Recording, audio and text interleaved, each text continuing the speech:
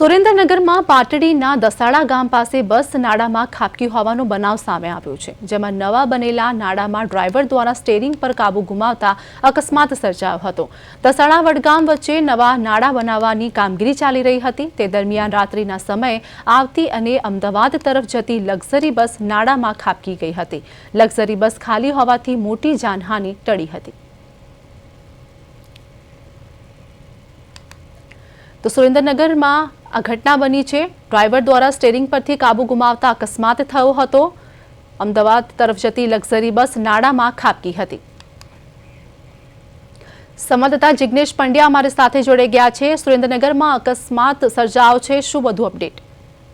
જી, સુરેન્દ્રનગર થી આ માલવણ બાજુ જે નેશનલ હાઈવે પસાર થાય છે, ત્યાં નેશનલ હાઈવે ઉપરથી દસાડા થી આગળ આ બસ જતી હતી। તે દરમિયાન નવું નાડું બને છે, ત્યારે નવા નાડામાં ડાયવર્ઝનના એના કઈ બોર્ડ ન દેખાતા રાત્રિના સમય દરમિયાન ડ્રાઈવરે સ્ટીયરિંગ ઉપરથી કાબુ ગુમાવતા પુલ ઉપર આ બસ લટકી ગઈ હતી। જોકે બસમાં કોઈ મુસાફર સવાર ન હતા, જેના કારણે મોટી જાનહાનિ ટળી છે। હાલ તો આ બસમાં જે ડ્રાઈવર અને ક્લીનર હતા તેમનો પણ આબાદ બચાવ થઈ ગયો છે અને તેમને પણ કોઈ નુકસાન પહોંચવામાં આવ્યું નથી। જ્યારે એ બસમાં નાનું મોટું નુકસાન થયું છે અને બસ ખાઈમાં ખાબકતા પુલ ઉપર લટકી પડી છે। જી બિલકુલ જિગ્નેશ, દ્રશ્યો પરથી ખબર પડી રહી છે કે એક તરફ તંત્ર દ્વારા જે કામગીરી કરવામાં આવી રહી છે રોડ બનાવવાની, પરંતુ બેરિકેડ પણ લગાવવામાં ન આવ્યા હોય અને બીજી તરફ સ્ટીયરિંગ પરથી કાબુ ગુમાવવા જતાં જ ડ્રાઈવરનો અકસ્માત થયો હતો। અહીંયા કોની ભૂલ જોવા મળી રહી છે? શું કહેવા લોકો શું કહી રહ્યા છે?